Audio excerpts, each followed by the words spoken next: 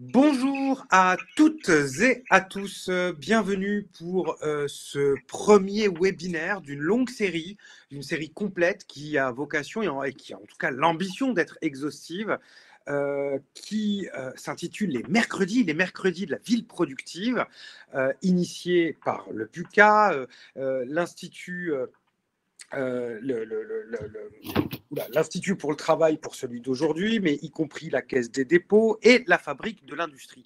Les évolutions du travail dans la ville, l'impact que ce travail en changeant a sur la ville, l'impact du Covid, le rapport au tiers-lieu, les évolutions sur les formes de la ville, évidemment les pratiques, les usages. C'est ce qu'on va explorer durant 10 webinaires au minimum pour avoir une idée de ces grandes évolutions, comment les décideurs publics doivent réagir à ça. Chercheurs coordonnés par le PUCA, et je salue Hélène Pesquine qui va introduire ce premier webinaire et qui est avec nous, chercheurs professionnels, acteurs de terrain, durant ces webinaires et notamment ce premier qui est dédié aux effets notamment de la crise sanitaire, auront vocation à vous accompagner, à vous conseiller, à vous permettre de tirer les enseignements, les derniers retours de terrain, les derniers cas pratiques pour sortir des fantasmes, aborder la réalité, avoir un visage expert, un regard expert, avec du recul, mais y compris avec l'état des dernières connaissances fondamentales. On n'est pas dans le commentaire, on est dans le fond. Le commentaire permet sur le fond de faire avancer la discussion. De la discussion et du dialogue jaillit la lumière pour l'avenir de nos villes, confrontées aux évolutions du travail. Pour introduire ce premier webinaire, je donne la parole à Hélène Pesquine, secrétaire permanente du PUCA, à l'initiative de cette belle série et de ce webinaire. Vous êtes déjà près d'une centaine connectés, il y a plus de 300 inscrits, ça s'annonce passionnant, suivi, et vous nous avez tenus en haleine jusqu'à là. Hélène Pesquine, la parole est à vous. Viendront ensuite Emmanuel Gongloff, Hélène Morteau, chercheuse. Viendront ensuite, évidemment, Virginie Alonzi, directrice de la prospective chez Bouygues Construction. Et puis, nous aurons aussi avec nous Carole Granier, et notamment on reviendra sur sa note de la Fabrique de l'Industrie, qui est économiste à la Fabrique de l'Industrie, partenaire de ce webinaire. Et puis, évidemment, Patrick Lévy-Wetz, qu'on ne présente plus, de France Tiers-Lieu et de l'Institut Travailler Autrement. Hélène Pesquine, c'est à vous. Merci beaucoup, ravie, et bonjour à toutes et tous. Je suis vraiment ravie d'ouvrir cette première session des webinaires mercredi de la ville productive.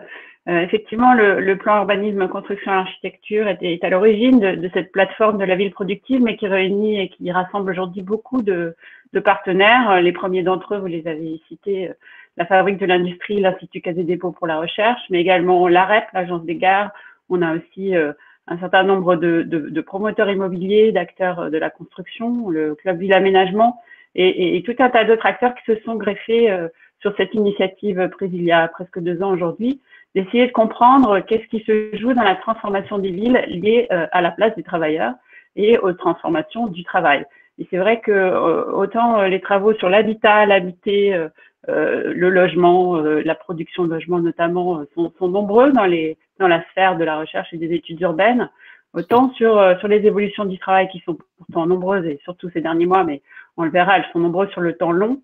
Il nous semblait au PUCA que ces questions avaient été peu explorées, et c'est le sens de cette plateforme de la ville productive qu'on a donc lancée avec Bertrand Vallet au PUCA, qui sera votre correspondant sur ce programme si vous souhaitez en savoir plus. Et puis les conditions évidemment de travail actuelles depuis 1 an ne nous permettant pas de restituer, de partager, de mettre en débat ces réflexions, et notamment celles issues d'un programme de recherche que nous avons lancé et qui va réunir 9 plateformes de recherche à travers toute la France. Eh bien, nous avons pris l'initiative de ce cycle de webinaires en pensant que sur ces formats courts, ciblés, alors évidemment un peu frustrants pour les intervenants, mais qui vous permettent de nous connaître et de connaître nos travaux, nous aurions l'occasion de mettre en débat ces réflexions. Et il nous a semblé pertinent, effectivement, pour ce premier épisode de la série, de revenir sur ces transformations brutales et inattendues, en fait, qu'ont produit la crise sanitaire, d'autant plus brutales qu'elles avaient été peu anticipées, même si sur les questions, par exemple, du travail tertiaire et du télétravail, des choses avancées. Elles n'avaient pas l'ampleur qu'elles ont prise cette année. On peut s'interroger sur, évidemment, la manière dont ça va ou non se pérenniser. Ça sera une partie du questionnement d'aujourd'hui. Et puis, d'autres réflexions nombreuses se sont jouées ces derniers mois, et notamment au début du confinement, sur les questions industrielles, les chaînes d'approvisionnement, la capacité de l'industrie française à relocaliser une partie de son activité ou de ses chaînes de valeur. Et ces sujets-là sont aussi des sujets territoriaux, évidemment à l'échelle de l'aménagement du territoire, mais aussi très concrètement à l'échelle des projets urbains, de la programmation urbaine. Et c'est aussi sur ce thème que nous avons souhaité faire porter les débats d'aujourd'hui.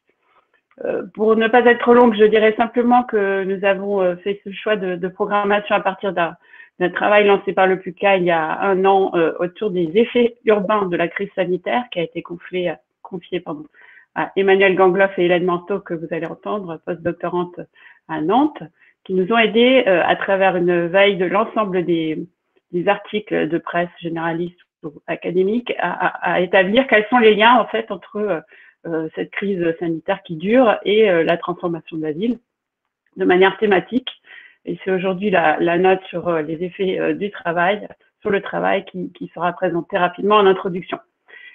Je vous invite, puisque nous serons dans un délai court et un temps ciblé aujourd'hui, à retrouver ces travaux sur le site internet du PUCA et ceux de nos partenaires, et surtout à retenir les personnes ressources qui ont été réunies aujourd'hui, à retenir leur nom et à ne pas hésiter à vous adresser à elles si vous souhaitez approfondir certains sujets. C'est aussi l'intérêt de ces webinaires mensuels, c'est de créer une espèce de réseau, en tout cas un panel de personnalités, à la fois dans les mondes professionnels et dans les mondes plus académiques, qui vous permettront d'approfondir ces sujets, d'être mieux éclairés finalement dans vos activités au quotidien sur ces questions de rapport entre ville et travail. Et nous aurons l'occasion dans les prochains mois d'explorer de nombreux autres sujets, la spatialité des zones d'activité, les questions foncières et immobilières, le sujet de la forme urbaine et architecturale de l'activité industrielle. Tous ces thèmes, vous les retrouverez dans le programme des webinaires des mercredis de la ville productive sur notre site internet. Et maintenant, place au débat. Merci à vous, Hélène. Je rappelle que New Tank Cities est partenaire de cet événement. Nous sommes heureux, fiers de pouvoir, y compris l'animer, le préparer à vos côtés. Et surtout, j'en profite pour rappeler que évidemment, notre média et l'activité du PUCA est intimement liée à ce qui se passe sur nos territoires, l'intérêt qu'il suscite sur l'ensemble de nos territoires, ce qui me permet aussi peut-être très rapidement, j'aime bien faire ça, je le ferai régulièrement, pour savoir d'où on parle. Il est important de citer ses sources, de citer aussi la façon dont on aborde ce travail et la recherche, comme vont le faire tout de suite Emmanuelle Gangloff et Hélène Manteau. D'ailleurs, on commence par qui? Emmanuelle ou Hélène? Emmanuelle, c'est moi qui commence. C'est toi, Emmanuelle, qui commence. Oui. En tout cas, d'ores et déjà, saluer. Et ce que j'aime bien faire, c'est vous dire aussi un petit peu tous ceux qui nous suivent. Voilà. Alors, je ne vais pas faire la liste parce qu'ils sont déjà 160. On a, voilà, il y a des gens de GRDF, il y a des gens de l'Institut Chronos, on les salue. On salue aussi les gens de Provence-Alpes-Côte d'Azur, l'établissement public foncier, la métropole de Rennes, la Fédération des établissements publics locaux, l'OPAL, évidemment aussi la Caisse des dépôts. Ils sont nombreux à l'Institut pour la recherche de la Caisse des dépôts à nous suivre, des entreprises privées aussi, évidemment, on va pas toutes les citer, des universités, Paris-Saclay, Sciences Po, l'Université de Bordeaux, j'en oublie des villes, beaucoup de villes, Île-de-France, mais aussi beaucoup de territoires. On a la ville de Vichy, on a l'établissement public de Savoie, foncier local, l'Université Grenoble-Alpes, et voilà. Je pourrais continuer comme ça longtemps, mais vraiment l'ensemble de la métropole de Lille. Voilà, ça s'annonce, l'agglomération Creil sud-ouest, j'en oublie, c'est parce que je ne peux pas tous les citer, mais en tout cas, on va passer un très, très, très bon moment ensemble, sans perdre de temps. Tout de suite, Emmanuelle, la parole est à vous, Emmanuelle Gangloff. Alors, est-ce qu'on pourrait partager juste l'écran avec le diaporama? Vous le partagez, je le déroule en fait. Ah, d'accord. C'est vous, il n'a pas été chargé celui-ci. Ok. Je le mets, Emmanuel. Voilà. Parfait. On va revenir assez rapidement sur la façon dont on a mené le travail sur les questions des effets de la fabrique de la ville sur la crise sanitaire, en faisant un focus évidemment sur comment la crise sanitaire a-t-elle bousculé la ville du travail. Vous pouvez passer. Donc on revient, mais vraiment très rapidement, Hélène Peskin l'a déjà évoqué. Donc on a un travail de veille qui se porte vraiment sur la recherche urbaine. Alors on ne voit plus... qui se porte vraiment sur la recherche urbaine. Pardon, je ne vois plus l'écran. Oui, parce qu'on a fait monter Patrick Lévy-Weitz avec nous. Vous pouvez repartager le doc. Voilà. Pardon. Donc, un travail de veille à partir d'un portail de sélection d'articles, d'enquêtes et des notes d'analyse mensuelles, donc avec le PUCA évidemment. On peut passer la diapo suivante. Alors, l'objectif, c'était vraiment de montrer les recherches en cours, de croiser les points de vue des observateurs et d'identifier les expériences sur les territoires. Et pour cela, on s'est appuyé sur un corpus assez conséquent autour d'une méta-veille. On s'est rendu compte qu'il y avait des gens qui faisaient déjà de la recherche et qui regardaient ce qui se passait sur les effets du Covid sur la crise sanitaire, puis une veille généraliste avec des revues, une veille territoriale avec d'autres éléments comme la Gazette des communes, et puis une veille plus académique où on a regardé un peu comment les chercheurs s'emparaient en fait de ces sujets à travers notamment les études urbaines, les questions d'aménagement également. Donc tout ça, tout ce travail, donc on a 2 livrables qui sont à la fois un travail de veille avec une sélection d'articles qui notamment sont mis en ligne sur un portail qu'on a fait avec une sélection d'articles qui sont traités par catégorie avec différentes rubriques. Je reviens très vite dessus, mais il y a des rubriques telles que l'espace public, l'aménagement urbain, mais évidemment aussi il y a une rubrique spécifique ville productive, économie territoriale notamment. Donc on peut continuer les diapos. Et puis, on a aussi un travail, donc on a livré un certain nombre de notes tout au long de l'année, puisque ce travail a débuté en juin de l'année dernière, dont une première note qu'Hélène va présenter. Mais très rapidement, avec Emmanuel, donc on a essayé, et avec l'équipe du PUCA, de rétropédaler par rapport à la production scientifique pendant le premier confinement. Comment les acteurs, comment les chercheurs s'étaient saisis de cette crise sanitaire et avaient considéré ses effets sur la ville. Donc on a identifié 5 grandes étapes sur lesquelles je reviens très rapidement. Une première étape de sidération, où confronté au premier confinement, de nouvelles perceptions du logement émergent, de nouvelles perceptions de la ville. La ville est placée sous monitoring à ce moment-là par les chercheurs. Très rapidement, ensuite, on en vient au temps des interrogations où finalement les chercheurs sont très rapidement en questionnement par rapport à ce qui nous arrive et en quête de réponses rationnelles. Pourquoi en est-on arrivé là? Qui sont les coupables? Troisième temps, un temps d'adaptation, où là on regarde vers les territoires pour essayer de comprendre comment ils s'adaptent en urgence dans un esprit de do it yourself, comment les circuits courts émergent beaucoup à ce moment-là, comment l'urbanisme tactique permet d'aménager rapidement les espaces publics et d'aménager les mobilités, comment le télétravail arrive en force. Dans un quatrième temps, les chercheurs et les observateurs de terrain s'interrogent sur les leviers plutôt de reconstruction que de relance à proprement parler. Comment finalement la relance économique doit être un accélérateur de transition, ça c'est un enjeu qu'on voit émerger beaucoup à ce moment-là, avec un enjeu là spécifique, c'est de sortir d'une dépendance à l'égard des pays producteurs de biens et de produits cruciaux. Et puis enfin, dans un cinquième temps, on arrive sur des questions de refondation, de plus de prospective. Les chercheurs s'interrogent sur le visage de la ville de demain. À quoi elle ressemblera, cette ville? Est-ce qu'on va vers de nouveaux compromis urbains et un dialogue renforcé avec les campagnes? Et là, on voit émerger plusieurs types de scénarios. La ville vivante, avec la biodiversité au cœur, la ville safe, la safe city, avec vraiment la sécurité plutôt au cœur. Et puis enfin, une redécouverte des préceptes hygiénistes, avec un renouveau de la ville hygiéniste. Voilà, on peut passer à la slide d'après. Donc aujourd'hui, on est sur ce thème plus spécifique de la ville du travail. Donc on a produit une note en janvier 2021 sur ces questions qui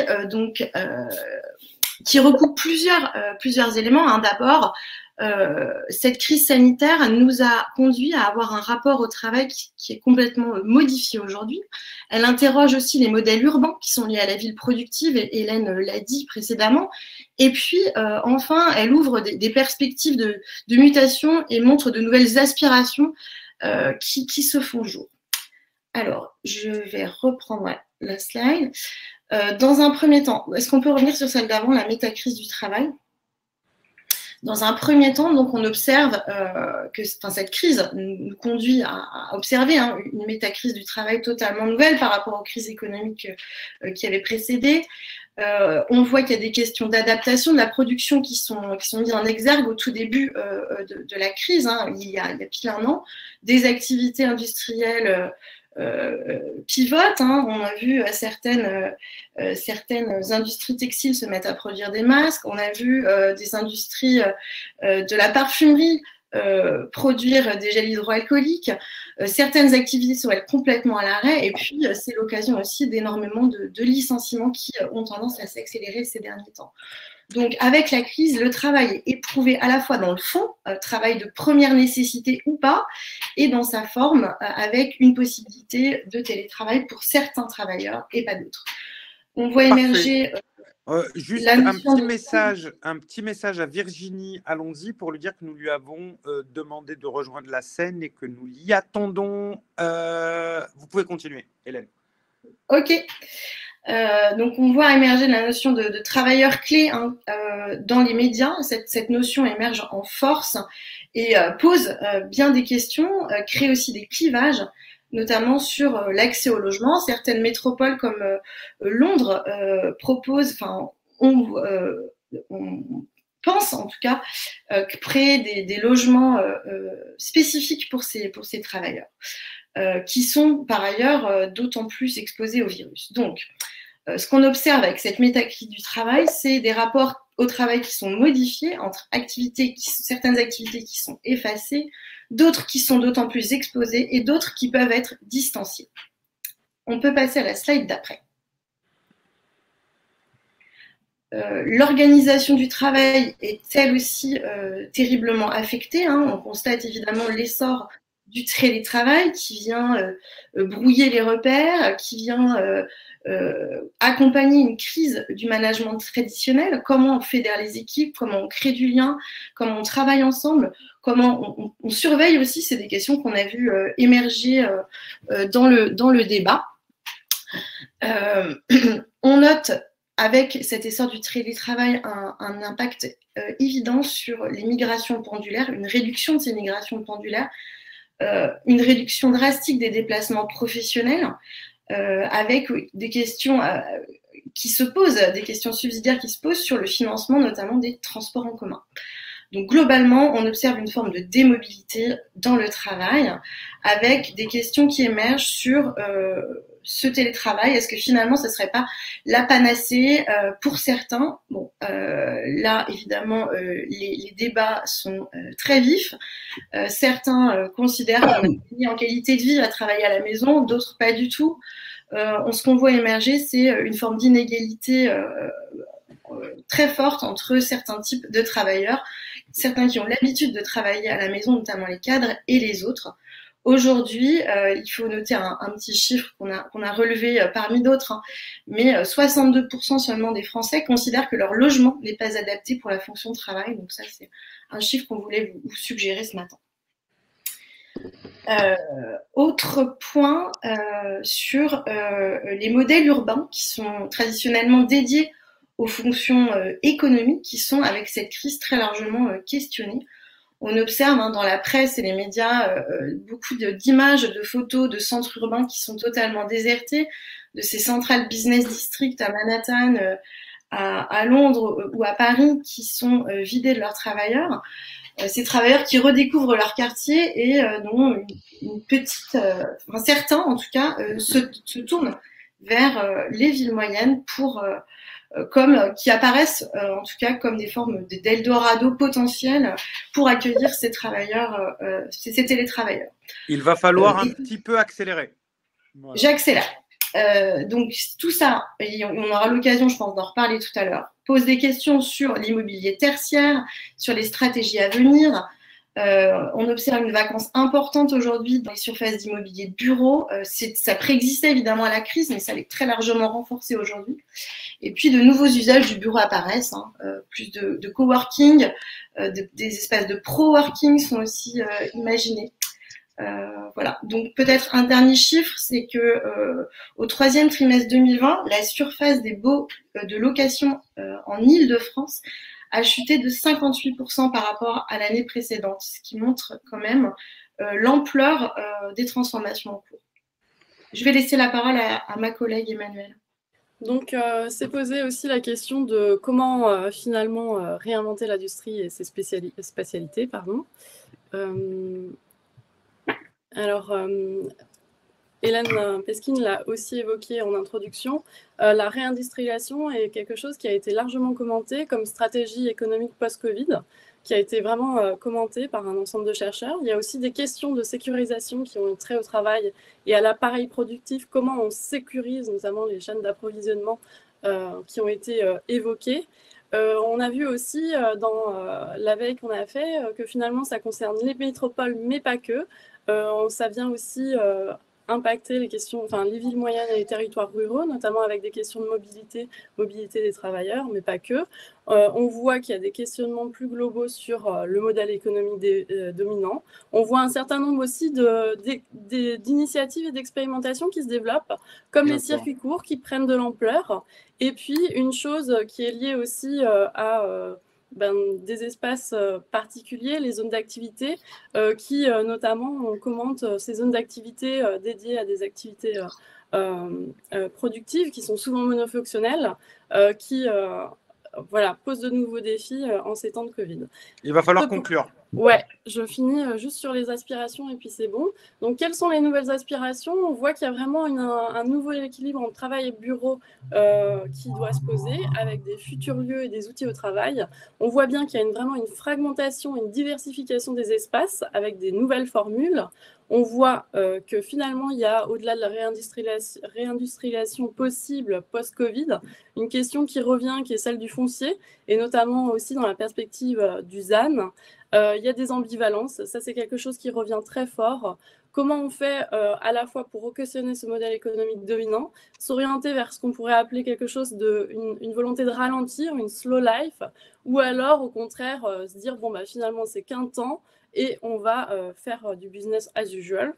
Ça pose aussi la question, ça c'est quelque chose qui revient très fortement vers de nouveaux rythmes de vie. Voilà, avec l'essor du télétravail, avec la façon dont on vit le travail, on voit bien que les rythmes de vie sont impactés. Et on peut passer à la conclusion, du coup, qui est la dernière diapo. Alors en effet, ce que vous évoquez là, Emmanuel, c'est des choses qu'on verra dans d'autres webinaires, je le rappelle, puisque vous avez été près de 70, plus de 80 à nous rejoindre depuis le début et le premier rappel un petit peu des participants de l'introduction, c'est-à-dire vous n'étiez pas là à l'ouverture et maintenant vous êtes là. Voilà, il y a une dizaine de webinaires sur ce thème de la ville productive. Aujourd'hui, c'est vraiment les premières crises, les premiers constats au sortir, en tout cas le bout du tunnel, comme dit le président de la République, nous l'espérons tous, les premiers enseignements par rapport à l'impact des évolutions et transformations du travail sur la ville, la forme de la ville, la construction de la ville et ce que l'on peut en tirer comme conclusion, viendront évidemment des analyses encore beaucoup plus fines dans le détail, parce qu'on dit qu'on ralentit slow life, mais en même temps, le e-commerce, c'est plus 20% de manière régulière. On a eu des bonds à plus 40% de la livraison. Enfin, on voit que la vie ralentit dans certains domaines et s'accélère dans certains autres. C'est assez particulier. J'en profite pour faire un salut à ceux qui nous suivent, l'établissement public foncier d'Île-de-France, notre ami Bertolino, Madame Bertolino de l'établissement public foncier Provence-Alpes-Côte d'Azur. Je salue vraiment la forte mobilisation des établissements publics fonciers sur la participation et sur la présence. Les conseils régionaux, on salue aussi le centre Val-de-Loire, la ville de Liège, on salue nos amis de Belgique francophones avec nous. Je vous laisse continuer pour la conclusion. Ah, pardon. Alors, du coup, pour la conclusion, peut-être juste revenir sur ça, se dire que finalement, évidemment, ça fait évoluer les rythmes du travail et plus largement la place du travail dans la vie.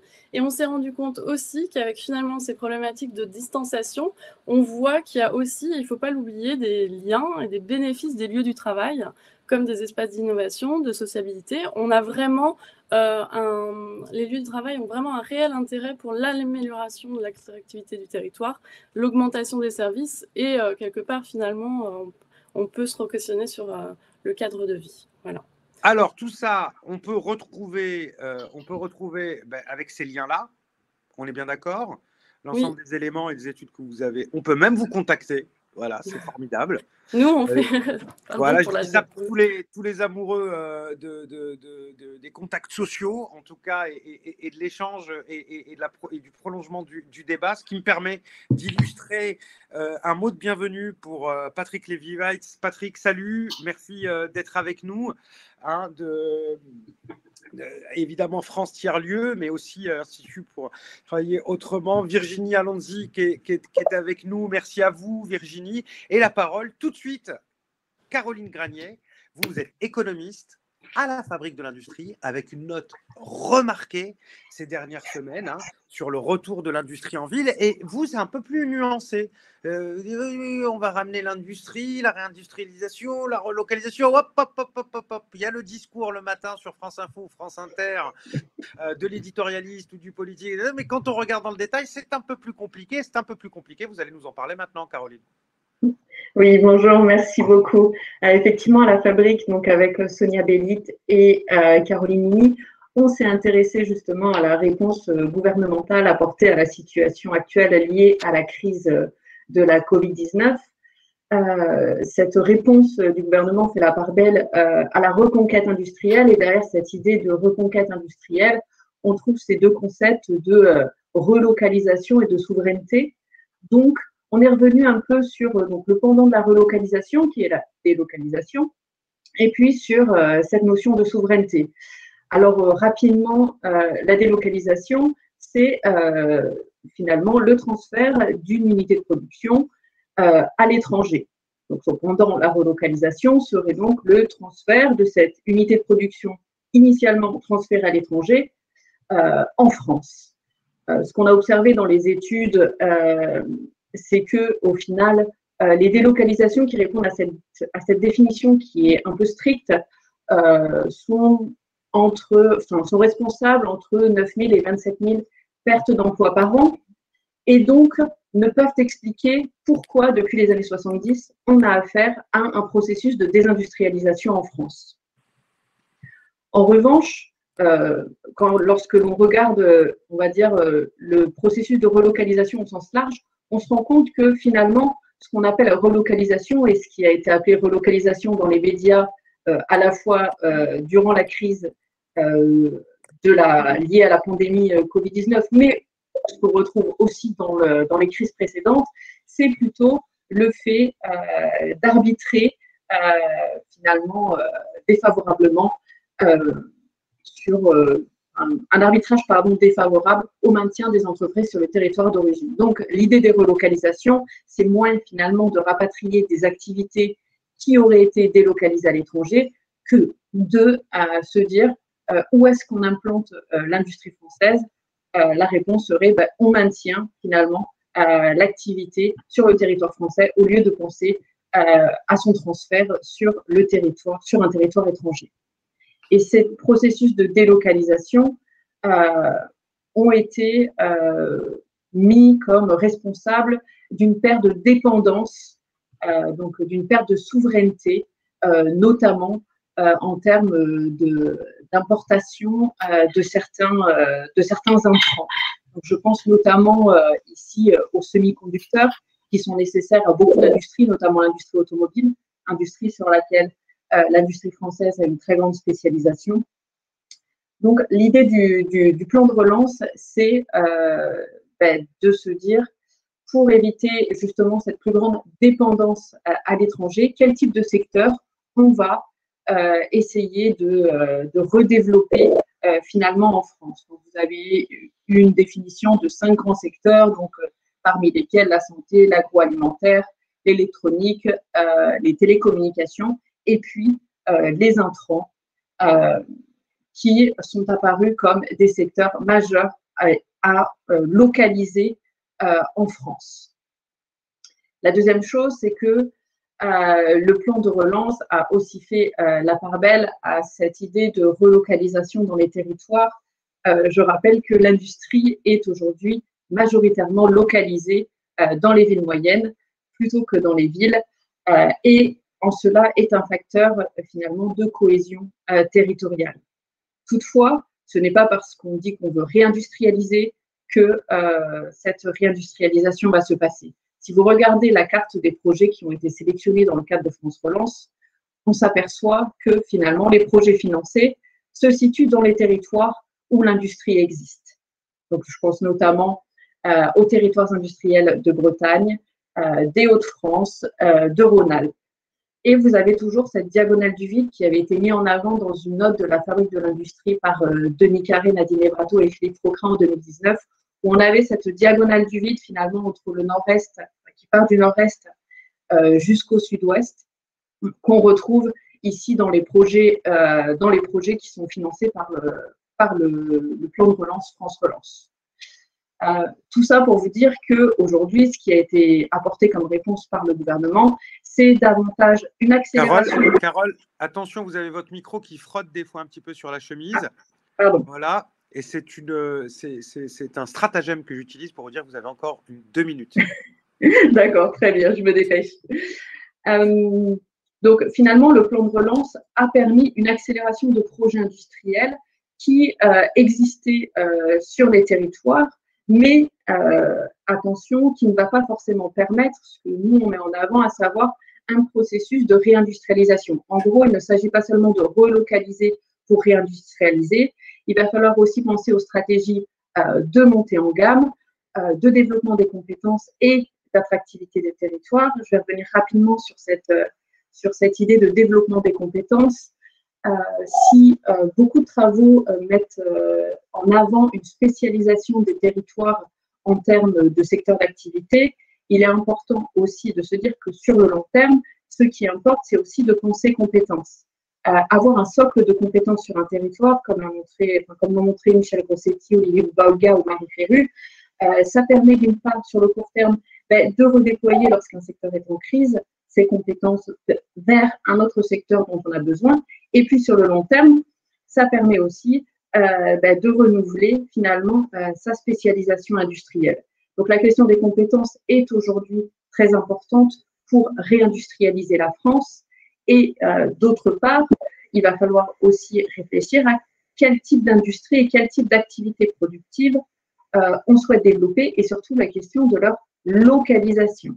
Et c'est notamment dans ce cadre-là que l'industrie est intéressée par, et je termine là, par la thématique de quel type d'activité productive on peut développer en ville. Voilà, c'est sur ça que je vous c'est sur ça que je vous propose. Excusez-moi, toutes mes excuses. C'est sur ça que je vous propose de conclure parce que il y a beaucoup de questions, il y a beaucoup de commentaires. On reviendra après l'ensemble des interventions. On va y venir bientôt là. Restez avec nous sur les questions, les débats, les interactions, etc. On a beaucoup de questions voilà, Claude Bertolino, Claude Lacour. On va revenir vers vous, Isabelle Biletta, nos amis de Liège. Aussi le Québec qui est avec nous. Un bonjour d'Irlande, Eurofound. Isabelle Bietta, merci à vous. J'espère qu'il fait un peu plus chaud en Irlande. Ça peut arriver pour une fois vu la température à Paris. Et je salue évidemment, et je sais qu'Hélène Pesquine s'associe à ces salutations, à Roland Mouchel-Blazo qui pilote le dispositif Cœur de Ville, qui au-delà de la dimension académique, dans le concret aussi et dans la pratique, travaille beaucoup sur ces questions-là. Et nous avons une question qui est directement adressée à vous. C'est quelles sont vos réflexions sur les filières, par exemple la filière vélo, la filière santé, l'électronique, les projets de ZAC qui sont lancés aujourd'hui, l'aménagement concerté dans nos territoires sont idéalement positionnés, mais la question des écosystèmes associés est clé pour garantir les attractivités demain dans le cadre des préparations foncières, sachant qu'on a beaucoup d'établissements fonciers qui nous suivent.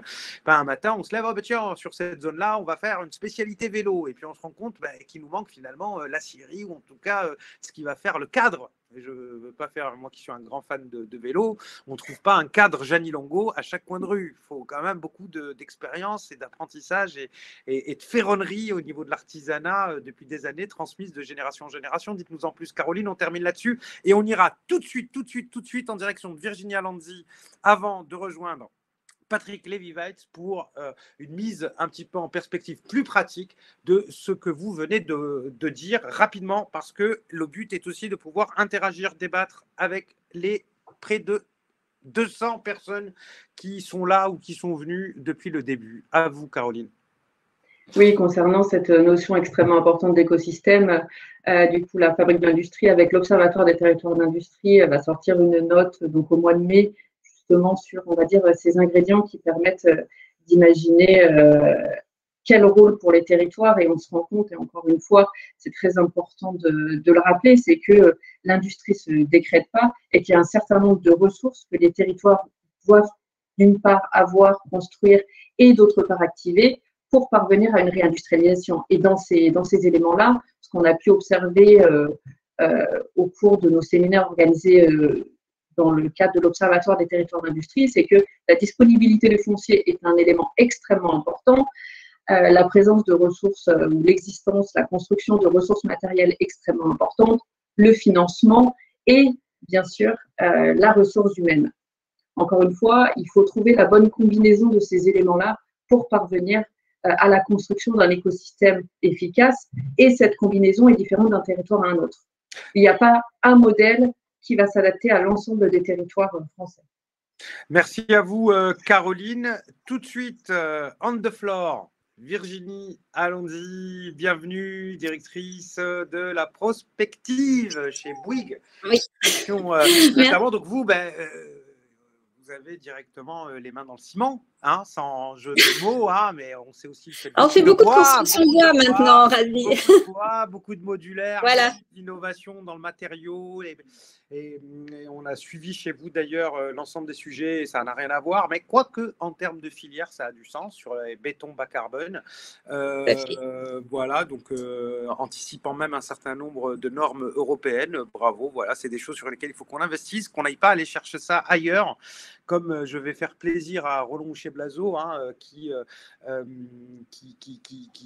poussait à l'écrit un coup de gueule à travers un certain PDG d'Alcatel, hein, qui avait innové, hein, qui était un chouchou des éditorialistes lorsqu'il parlait de France sans usine et d'usine sans industrie, enfin voilà, ou en tout cas d'industrie sans usine. Attention, le BTP, il a besoin de matières premières, et si on peut continuer à être à la pointe de la recherche et développement dans ce secteur, ça sera tout aussi important. Alors vous, concrètement, là, qu'est-ce que vous constatez sur l'avenir du bureau, les effets sur le terrain, les effets sur les usages, comment on aborde tout ça chez Bouygues? Merci Razi. Bonjour à toutes et à tous. Oui, concrètement, peut-être très rapidement par rapport à Bouygues Construction pour bien comprendre, connaître nos activités. Vous connaissez effectivement l'acte de construire, mais on est aussi très présent en amont de l'acte de construire avec notre filiale de développement immobilier Link City, et en aval de l'acte de construire avec notamment notre filiale Bouygues Énergie et Services, donc tout ce qui est exploitation, maintenance des bâtiments. Donc tout ça juste pour expliquer que finalement sur le sujet de l'immobilier de bureau, voilà, on est vraiment sur toute la chaîne de valeur de l'amont à l'aval, puisqu'on peut exploiter des bâtiments pendant 20 ou 30 ans, d'où l'importance des usages.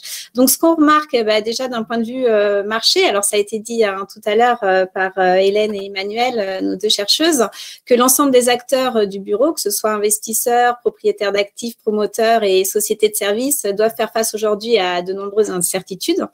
Donc, on sait qu'on a eu en tout cas un tiers des actifs qui ont télétravaillé pendant le premier confinement en France, donc contre 7% de télétravail avant la crise sanitaire, donc une accélération massive du sujet, et donc ça a eu des impacts évidemment sur l'immobilier de bureau. Ce télétravail massif pour les acteurs, donc il pouvait engendrer une désertion des bureaux et des espaces de coworking. On observe donc actuellement sur le marché une rationalisation des espaces et donc une baisse des revenus pour les investisseurs et foncières, des pressions sur les loyers et des rendements, une hausse des impayés, de la vacance, une diminution aussi des lancements de programmes, et puis un recentrage finalement sur des actifs labellisés, sûrs, résilients et dans les zones les plus recherchées. Donc, d'une façon générale, on a vraiment une baisse de la demande des mètres carrés qui est à prévoir pour les prochaines années. Et l'ancrage du télétravail dans la société pourrait vider 11 millions de mètres carrés en Île-de-France d'ici 2030, donc d'ici 9 ans, selon une étude Natixis. Donc, le télétravail constitue désormais un élément à prendre en compte dans les stratégies immobilières des entreprises, mais aussi au niveau territorial, ça a été aussi abordé tout à l'heure. Il est très probable que finalement le recours à 1 ou 2 jours de télétravail par semaine et par collaborateur se généralise dans de nombreuses sociétés. Alors, comment adapter justement ces bureaux à ces changements majeurs? Donc, on a de nombreux défis à relever pour transformer l'immeuble du monde d'avant, qui était déjà en cours, j'allais dire, de révolution. Mais c'est vrai qu'on était sur des bâtiments vraiment monofonctionnels, mono-usage, sous-exploités, qui n'étaient pas toujours désirables. Et donc, comment rendre ce modèle beaucoup plus attractif, avec beaucoup plus d'inclusion urbaine et d'ouverture sur son environnement? Alors, la crise sanitaire, ça a été souvent cité, finalement, n'a été qu'un accélérateur des tendances déjà existantes. Et donc, on avait effectivement un lieu, une fonction. Donc, le bureau, en fait, le travail était représenté par le bureau pour les fonctions qui le permettaient. Et donc, quand on était ensemble, c'était forcément en présentiel. Aujourd'hui, un lieu, c'est vraiment plusieurs fonctions. Quand on pense travail, on va plutôt penser bureau, logement, tiers-lieu. Donc, c'est une multiplicité d'espaces. Et puis, quand on pense ensemble, on pense maintenant présentiel, mais aussi distanciel, comme aujourd'hui. Donc, les effets sur la localisation des bureaux. On a l'immobilier de bureau. Il faut savoir que c'est le 2e poste des dépenses des entreprises après la masse salariale. Donc, ce sont des contraintes budgétaires qui poussent les entreprises à revoir aujourd'hui leurs besoins en termes de surface. Et certaines donc vont réduire leurs mètres carrés.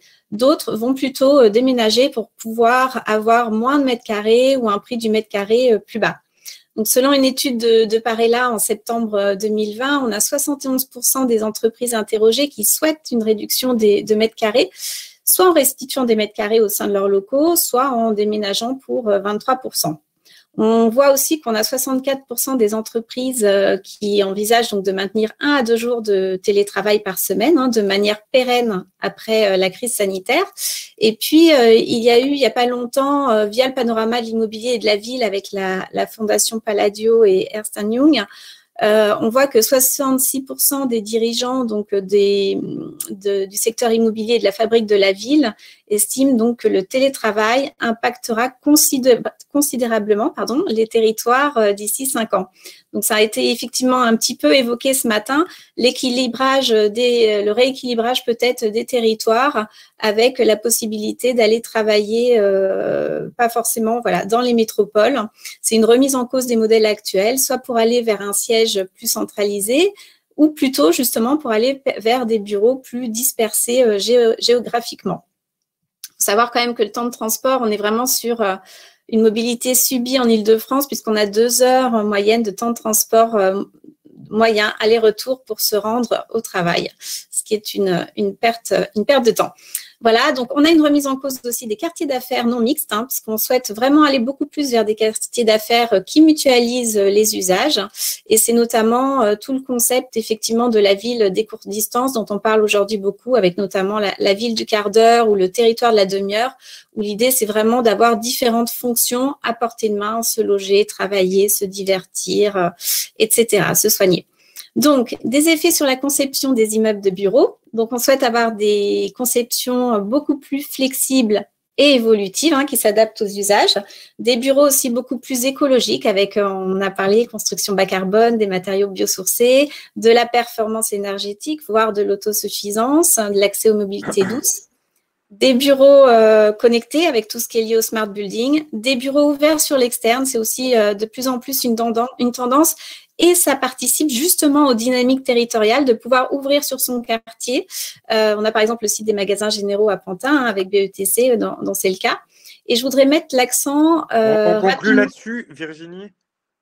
Ça vous va si on conclut là-dessus? Comme ça, on fait la transition avec Patrick et on reviendra dans les questions-réponses à un certain nombre de sujets vraisemblablement, sinon on va être un peu juste. On y va. Parce que j'avais les concepts les plus intéressants étaient après, j'avais 10 minutes. Bon, je vais passer très rapidement. On se donne encore 2-3 minutes maxi. 2-3 minutes maxi. Donc, je ne vais pas les développer.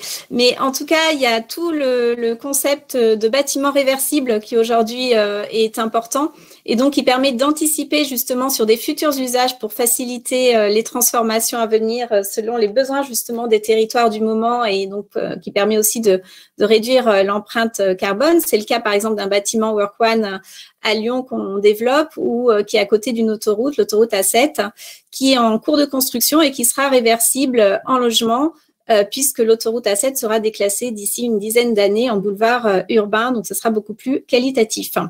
Voilà, autre levier, c'est aussi en cette période de crise, c'est finalement transformer des bureaux qui étaient centres de coûts à des bureaux en centre de profit, de recettes, avec tout le concept de bâtiment hybride à économie positive. Donc là, c'est vraiment pouvoir optimiser, mutualiser différents usages au sein d'un même espace. Je le développerai pas. Et surtout, ce qu'on a aussi l'impact aujourd'hui, donc c'est vraiment tout ce qui est lié à la mixité d'usage, à l'intensification d'usage et notamment à la notion de chronotopie, puisqu'avant la crise sanitaire, on faisait déjà le constat que le taux d'utilisation des bureaux était de 30 à 45%. C'est le même phénomène en fait dans l'éducation avec un taux d'utilisation des établissements scolaires de 20% en moyenne et donc pouvoir davantage optimiser les lieux avec la chronotopie, donc qui articule la notion de temps chronos et la notion de lieu topos. Ça veut dire qu'on peut prendre en compte simultanément des dimensions temporelles et spatiales et voilà, l'idée c'est de faire vivre alternativement plusieurs profils d'utilisateurs ou plusieurs usages dans un même lieu. Donc ça, c'est vraiment un concept qui se développe énormément. Et si vous voulez avoir beaucoup d'exemples d'inspiration, de retours d'expérience, d'études, je partagerai dans le chat en fait notre dernier cahier tendance espace hybride ville en transition que vous pouvez retrouver sur Internet qui illustre tout ça. Et donc, dans les attentes des travailleurs, je vais passer très rapidement. Donc, on avait en tout cas cette envie de déménager et d'aller vivre ailleurs. On a mené une étude avec l'Obsoco sur ce sujet où on a quand même 38% des habitants des grandes villes qui aimeraient beaucoup déménager et aller vivre ailleurs. Donc, ça sera peut-être quelque chose de possible avec le télétravail. Et donc, on attend aujourd'hui, en termes d'attente et d'usage, un bureau qui soit beaucoup plus vecteur de lien social, un bureau serviciel qui mixe les usages, qui soit attractif ou qui incarne les valeurs, la raison d'être de l'entreprise. Un bureau aussi également beaucoup plus sain, ça a été évoqué. Et donc, si je devais un petit peu résumer tout ça, demain, pour nous, on imagine vraiment le bureau de demain pluriel, c'est-à-dire à la fois, et ça fera la transition, à la fois bureau, une partie effectivement au niveau du logement avec le télétravail, et puis tout ce qui est tiers-lieu, espace de mobilité. Voilà, donc un bureau de demain pluriel, centré sur l'humain et surtout sur la valeur d'usage et qui articulera donc ces notions d'espace et de temps. Merci Virginie, c'est passionnant. On va revenir sur les questions-réponses. On attend avec impatience le lien. Ce que vous dites aussi sur la chronotopie, c'est au cœur de ce que peut défendre, quoi que l'on puisse penser, les positions des uns et des autres, l'interprétation de ce que peut écrire Carlos Moreno notamment, c'est la ville du quart d'heure, l'axe central. C'est la mobilisation aussi des lieux et des espaces en fonction de leurs usages dans des temps différents sur des espaces qui sont à moins de 15 minutes. C'est justement très bien l'exemple que vous disiez qui est applicable évidemment au bureau, mais c'est ce fameux gymnase qu'on va utiliser 15 heures dans la semaine, alors que plus que jamais, nous avons eu besoin de lieux et d'infrastructures sportives pour se retrouver, pour les associations, pour les citoyens. Or, quelquefois, on voit que ce n'est pas forcément une question de BTP, ce n'est pas une question de programmation urbaine, c'est juste une question administrative, une question d'organisation, d'usage, de penser la ville. Penser la ville, penser les usages, c'est aussi avec Patrick Lévy-Weitz qui préside la Fondation Travailler Autrement, mais aussi l'association France Lieu. Et nous, on voudrait avoir son point de vue sur justement, évidemment, ce couple, le couple évolution du bureau suite à la crise du Covid. Et en face, quelquefois, on peut les opposer. On ne va pas forcément faire évoluer le bureau. On va plutôt rester chez soi et avoir un couple télétravail, travail sur site beaucoup plus renforcé. une illustration pour initier le propos, mais vous commencez par ce que vous voulez, Patrick, au regard de votre point de vue, qui est, à mon avis, des plus pertinents pour clore cette entrée en matière de ce cycle de conférences avec ce premier webinaire. Et ensuite, nous aurons quelques questions-réponses. On pourra déborder de quelques minutes. On l'avait anticipé afin d'avoir un peu d'échange, parce qu'il y a beaucoup de questions, beaucoup de questions. Et je rappelle aux intervenants que vous pouvez répondre aussi directement si vous le souhaitez. Patrick, la parole est à toi. Très heureux de te revoir. Ah, le micro. Alors, le micro.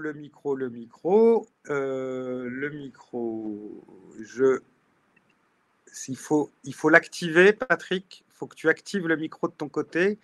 Tu n'y arrives pas. Ok, on va y travailler encore une fois.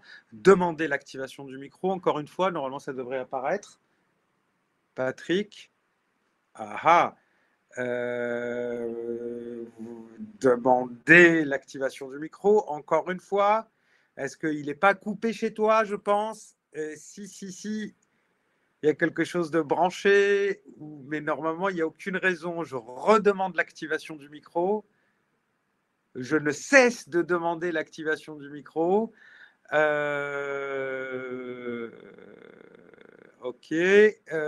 Tu as un petit rectangle normalement avec un petit micro. Ok. Donc, je t'envoie une notification qui te demande l'activation de ton micro.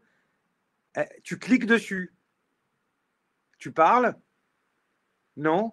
Alors, je ne comprends pas. Je ne comprends pas, Patrick. Il n'y a aucune raison pour que ça ne... je te propose de te déconnecter et de te reconnecter, parce que le problème là vient de chez toi. C'est ce que va faire Patrick. Je vais le récupérer chez les participants. En attendant le retour de Patrick, qui doit avoir un petit problème de connexion, petite connexion logiciel micro, je vous propose tout de suite d'attaquer avec quelques questions et vous me dites à chaque fois si vous souhaitez y répondre ou je les oriente directement. Alors, il y a beaucoup de sujets qui sont posés par des représentants des établissements publics fonciers. C'est finalement la mobilisation des élus locaux. C'est-à-dire, on parle beaucoup d'industrie nationale, on parle beaucoup de grandes tendances nationales, mais quelle est l'attitude des élus locaux? Quelle est la stratégie? Et notamment une illustration ici. Est-ce que la réforme de la taxe professionnelle, c'est très précis, hein, la taxe d'apprentissage, taxe professionnelle, excusez-moi, en 2011, n'a-t-elle pas défavorisé l'appétence des élus sur le sujet? Est-ce qu'on n'a pas localement des élus qui ne s'intéressent pas à ces questions économiques-là? Alors, Virginie, alors on a beaucoup d'élus et beaucoup de représentants des services de métropole, d'agglomération. Peut-être Hélène. Alors, Patrick est revenu. Oui, je suis de retour. Ah, voilà. Eh bien, Patrick, ça tombe bien, puisqu'en fait, tu peux aussi répondre à cette question, si tu l'as entendu, dans ta réponse et dans ton intervention, c'est-à-dire l'appétence et la mobilisation des élus locaux sur ces stratégies. La parole est à toi. Merci Razi, ravi de te retrouver. Écoutez, j'ai entendu avec beaucoup d'intérêt, moi, ce qui a été dit avant et qui dit bien et qui pose bien au fond la société dans laquelle nous rentrons, ou peut-être plus précisément, puisque la question de ce webinaire, c'est comment la crise sanitaire a bousculé la place du travail en ville.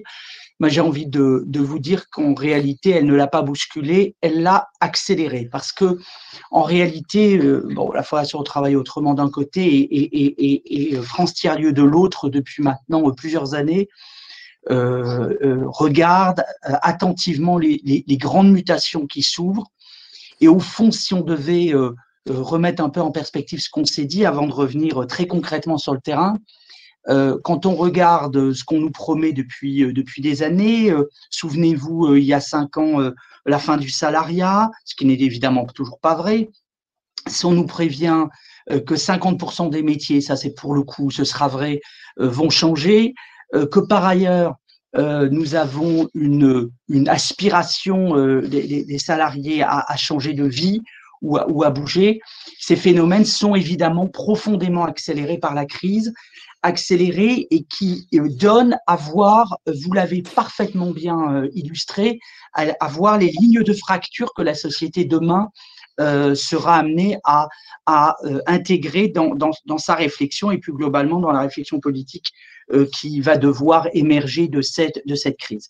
Premier élément, le post-crise, je crois que tout le monde l'a bien compris, va poser pour une part de la population, je dis bien pour une part parce que je crois que c'est important, ça a été rappelé au début, va poser le télétravail comme un élément central du mode de travail, 1 à 2 jours par semaine, je ne crois pas que ça sera globalement plus, mais cela a des conséquences absolument majeures sur l'organisation de la ville, sur l'organisation des mobilités, sur l'organisation, l'utilisation, ça a été dit, des bureaux de façon très importante.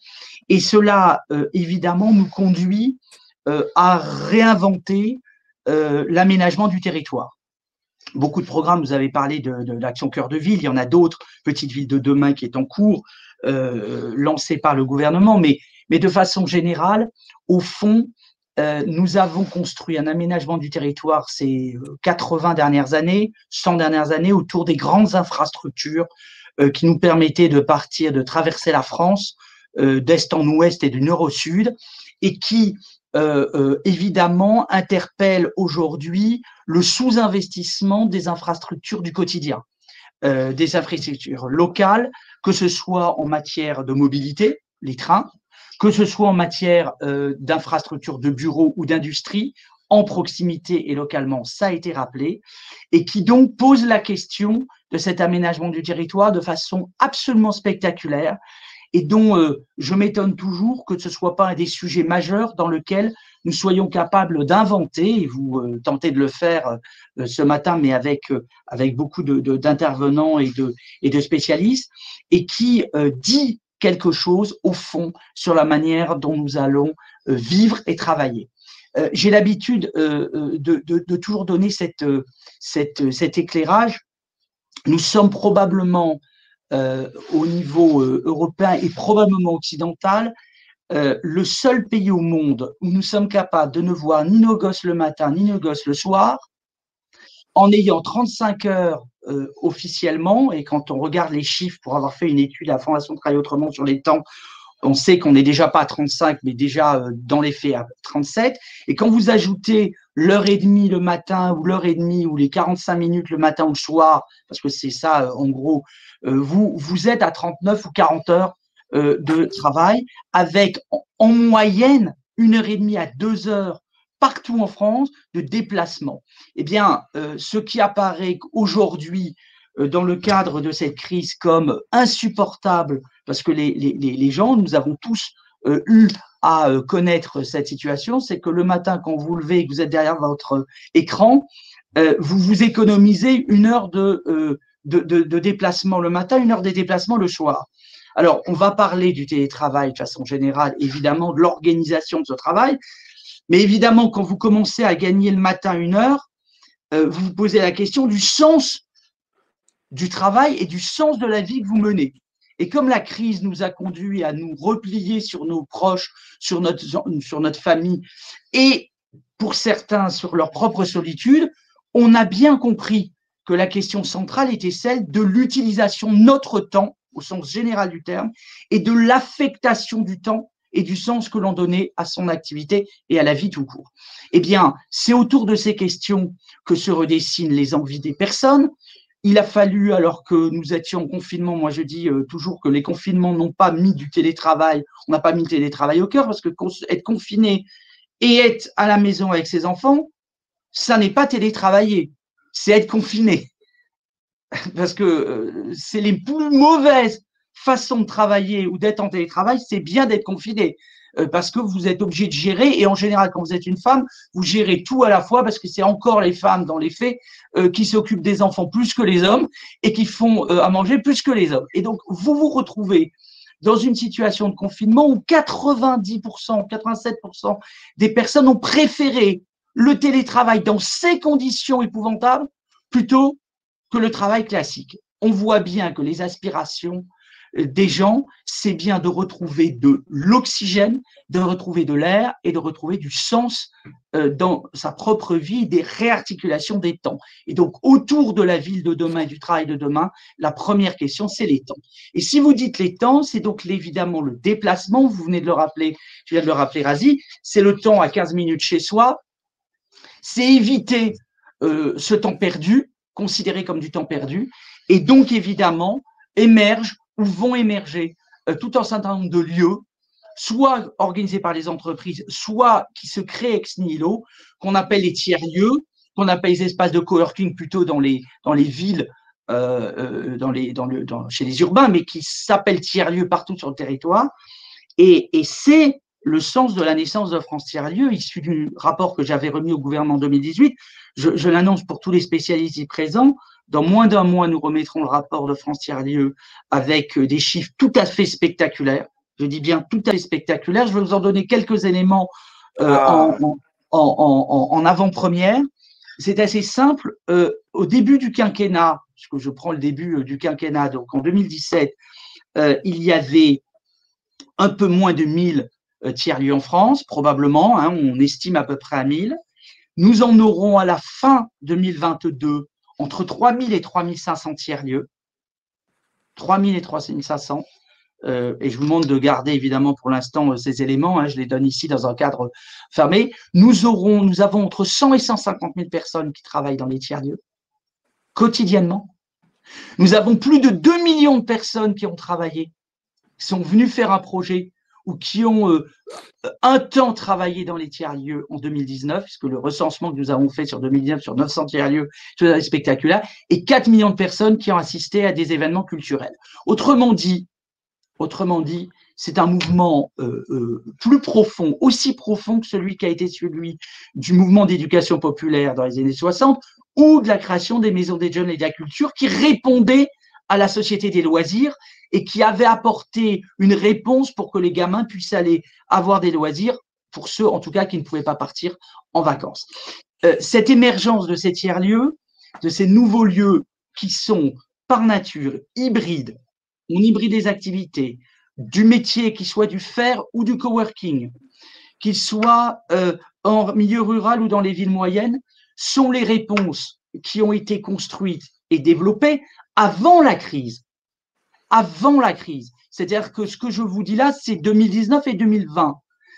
Ça veut donc dire que les citoyens, parce que c'est aussi l'expression de citoyens engagés qui veulent retravailler, reconstruire, retrouver de l'activité et réinventer sur les territoires des solutions d'hyperproximité, c'est donc de facto un mouvement né avant la crise et qui s'accélérera après la crise. Et je livre ces chiffres que je vous ai donnés qui sont, pour ceux qui connaissent bien, extrêmement importants et très spectaculaires. Cela dit bien de ce que peut dessiner un aménagement du territoire autour des villes moyennes, pas toutes évidemment, parce que la proximité d'une agglo, de la proximité d'une agglo, évidemment, dépend la capacité d'avoir une autonomie et une vraie dynamique, qui dit bien que les révolutions que nous connaissons, et je vais mettre l'accent sur cette révolution du numérique et j'en finirai là pour replacer ces événements que nous connaissons et qui s'accélèrent plus vite peut-être que celles que nous pressentions ou que nous commentons. La révolution numérique, elle a apporté une chose très simple. C'est une infrastructure, de mon point de vue, aussi importante qu'a été celle de l'électricité ou de l'écriture. Parce qu'elle embarque le travail pour une grande part de nos activités de demain à l'intérieur de l'infrastructure elle-même. Et que cette infrastructure numérique, elle diffuse la capacité à faire sur le territoire, là où, historiquement et dans les délocalisations que nous avons connues le principe de délocalisation pour des questions de coût. Aujourd'hui, nous pouvons, en réduisant les mobilités, réduire l'empreinte carbone, répondre à la transition écologique, fabriquer localement et donc réduire l'empreinte écologique. Nous pouvons donc avoir un alignement parfait entre la question écologique, la question du bien-être au travail et la question donc de la revitalisation de nos territoires. Il reste 3 questions à partir de là à poser. La première, c'est comment nous inventons les métiers de demain et comment nous faisons en sorte qu'ils ne soient pas hyper concentrés, parce que l'industrialisation de demain, c'est la réinvention de nouvelles industries. La deuxième question qu'il faut se poser, c'est comment nous sommes en capacité de répondre à cet enjeu d'hybridation d'activités qui n'avaient pas l'habitude de se parler, comment nous sommes capables d'horizontaliser et de transversaliser des métiers qui ne se parlaient pas et des activités qui ne se parlaient pas.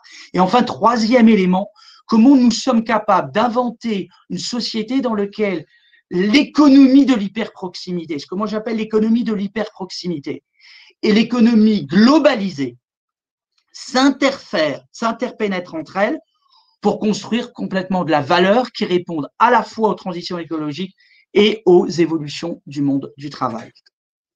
Merci beaucoup Patrick pour cette mise en perspective, ce sens donné à des débats très actuels dans une dimension de temps, je dirais même anthropologique, plus profonde encore, qui permet de répondre à un certain nombre de questions.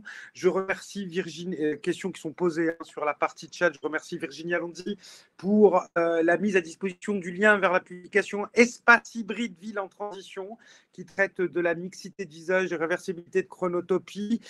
Merci Patrick pour ce retour aussi sur la nécessité d'avoir une vision transversale qui prenne notamment en compte et les usages et la notion même de travail dans la manière dont on souhaite redisposer tout cela dans un espace territorial, donc urbain, ce qui permet aussi de répondre à quelques questions. Ce que je vous propose, on a dépassé le temps, c'est que je prenne pêle-mêle un petit peu toutes les questions, les remettant en perspective. Un mot de conclusion pour chacun, une phrase. Hélène, pour conclure, et nous donner rendez-vous pour le prochain webinaire. Vous avez été plus de 200 pour le moment. Retour sur quelques questions, notamment Hugo Salomon qui nous dit, en considérant qu'un gros tiers de profession implique des déplacements professionnels dans le cadre du travail. C'est l'étude Forum 6e Mobile 2020, l'émergence du télétravail comme réelle aspiration d'équilibre de vie ne va-t-elle pas accentuer un clivage déjà présent? On nous dit aussi, question qui nous vient de Barry Dalmol, pour accéder à l'étude temps de travail, de sa durée légale au vécu quotidien de la Fédération. Ça, c'est vous, hein, Patrick, hein, qui avez envoyé ces éléments-là par le biais de Marie. On la salue. Je continue avec d'autres questions qui sont posées. Notamment Alexis Gilbert, le foncier disponible est un facteur clé dans la capacité d'attractivité et de relocalisation. Je sais que c'est quelque chose qu'on verra plus profondément. Hélène, je parle sous votre contrôle dans prochain rendez-vous. Comment peut-on mettre cette information en écho avec l'objectif de zéro artificialisation nette? Beaucoup de questions. De toute façon, on archive tout. On répond à toutes les questions qui sont posées. Je propose un mot en repartant du début, c'est-à-dire Hélène Gangloff, Hélène Morteau. Rapidement, Caroline Granier, Virginie Alonzi, Patrick, un dernier mot ensuite, et Hélène, on se donne 5 minutes pour clore. Hélène et Emmanuel, est-ce que vous souhaitez vous exprimer? J'active vos micros. J'espère que là, on ne va pas avoir de problème. Hélène, demandez l'activation du micro. Emmanuel, de même. Donc, Emmanuel, c'est vous qui allez dire un mot de conclusion? Pas forcément, enfin voilà, mais pas forcément. Mais, non, mais peut-être, juste rappeler, revenir, enfin voilà, sur l'intervention qu'on a donnée. Évidemment, enfin nous on traite le travail qui est engagé avec le PUCA est bien plus large, et c'est vrai que ces questions-là, on voit en fait nous. On a vu à travers du temps que c'est des questions qui, au début de la crise, on semblait peut-être aller s'effacer assez rapidement. Et puis finalement, on voit bien que c'est quelque chose qui va arriver sur un temps long et que ça pose de réelles questions sur des temps beaucoup plus longs aussi futures. Et ça, c'est peut-être quelque chose qu'il faut noter. Et puis aussi, la deuxième chose, c'est de noter que les études, elles sont en cours. Nous, on essaye de regarder différentes études qui avancent, qui sont présentes. Et c'est vrai qu'on commence à avoir de plus en plus d'informations sur ces sujets. Et je trouve que ça, c'est hyper intéressant aussi pour la suite. Hélène, un mot ? Moi, juste vous remercier tous pour votre présence et puis je vais passer la parole aux collègues puisque je pense que beaucoup de choses ont été dites. Donc, je ne vais pas être redondante, mais en tout cas, merci pour l'invitation et pour l'animation. C'est nous qui vous remercions parce que, au-delà des éléments d'introduction, on a hâte de lire vos travaux parce que ça, comme on dit en football, au lendemain de cette belle victoire du PSG, même si je suis un supporter de l'OM, ça a vocation, ou en tout cas, ça a bien le mérite de remettre le ballon au centre.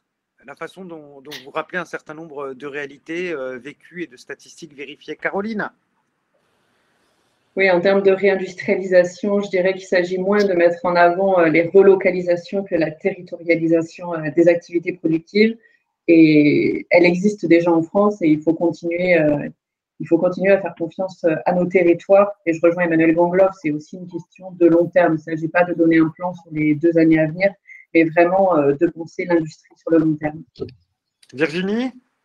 Merci encore à vous, Virginie. Avec plaisir. Je ne devrais pas le dire, mais j'ai ouvert le lien, voilà, et je me suis retenu de ne pas faire imprimer. Voilà, parce que non, mais je vous enverrai une version papier. C'est vraiment une contribution de pas loin d'une centaine d'acteurs et donc c'est très illustré, donc n'hésitez pas. Et donc voilà, juste pour moi, c'est penser le bureau post-Covid, entre guillemets. Donc comme je disais, il sera pluriel, bureau, logement, tiers-lieu, en tout cas différents espaces de mobilité. Et surtout, c'est une approche systémique qui va casser les silos et ça, c'est important. Et donc je profite pour signaler qu'on mène justement aussi une démarche sur ces nouveaux modes de travail avec tout un groupe d'acteurs d'horizons divers.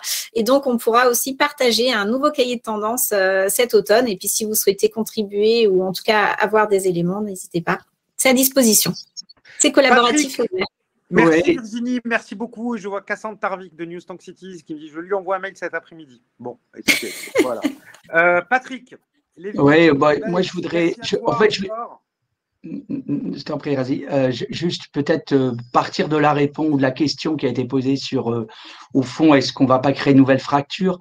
Écoutez, je crois absolument que toute transformation profonde d'une société vient à bouger toutes les lignes, y compris la question des fractures. Et donc, évidemment, comme disent les sociologues, il y a des externalités négatives qui vont émerger de cette mutation-là. Mais ma conviction à moi, c'est que c'est d'abord et avant tout une capacité à repenser, à redonner du sens ce qui est en train de se passer, redonner du sens à chacun d'entre nous et redonner de l'espoir à énormément de personnes. Et donc, il faudra être attentif à cette nouvelle fracture, en effet, qui est née de ces premières lignes dont on a beaucoup parlé pendant la crise et qui conditionnera la façon dont il faudra appréhender politiquement ce prolétariat du 21e siècle que sont ces premières lignes qui sont soumises à des tensions extrêmes et pour lequel la mobilité est évidemment un élément central de l'activité professionnelle. Mais moi, je crois beaucoup parce que ce qui est en train de se passer est de nature à apporter une part des solutions qu'on cherchait depuis très très longtemps et qui répond au sens et notamment à la question de la transition écologique qui nous impacte tous et qui nous interpelle tous. Merci Patrick Lévy. Je reviens aussi sur un certain nombre de choses qu'on nous dit. Ici, Philippe Druon, Urbanisme entre utopie et monde d'après, apparaître fin mai aux éditions CFDU Urba. Voilà. Donc, si vous voulez des renseignements, cfduurba@gmail.com, c'est dans les questions.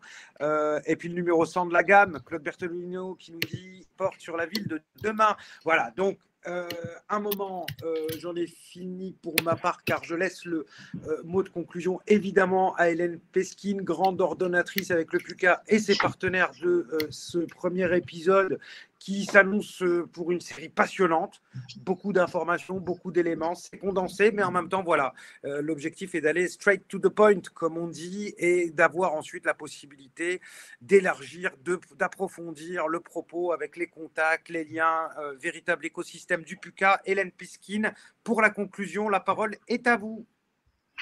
Merci infiniment Razi pour la complicité de Newstank dans la préparation de ce webinaire et des 9 à venir.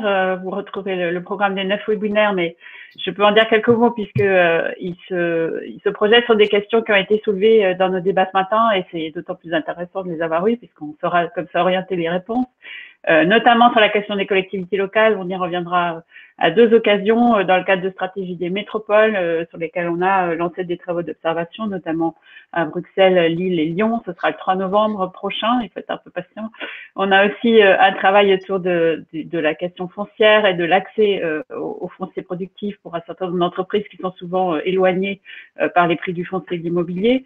Et donc, cette question est traitée par le CEREMA qui nous proposera des éléments le 15 septembre. La question des zones d'activité économique, on parle beaucoup des villes moyennes dans les échanges. Une partie de l'attractivité des villes moyennes viendra aussi du fait qu'elles ont des lieux disponibles à reconvertir, beaucoup de friches industrielles, mais aussi des centres-villes à revitaliser.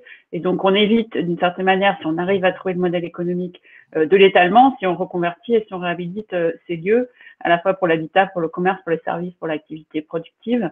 Et donc, ça va être un des enjeux de cette relance territoriale que d'arriver à trouver les modèles économiques, à inverser d'une certaine manière le paradigme de l'aménagement pour aller reconvertir ces territoires avec toute leur richesse, leur histoire et leur géographie qui font aussi l'identité de ces villes moyennes. Et dernier point peut-être par rapport à cet exercice sur la crise sanitaire, on a vu en fait différents moments dans les analyses qu'on a faites des opinions et des articles qui sont sortis dans la presse. Les gens cherchent beaucoup de certitudes et dans les tout premiers mois, tout d'un coup, on commençait à dessiner le monde d'après, dès le mois de juin. On savait déjà à quelle sauce on allait être mangé de juin 2020. Et puis, le temps venant, beaucoup moins de certitudes, beaucoup moins d'affirmations, les opinions beaucoup moins fortes sur la cause de la crise et surtout la capacité à en sortir.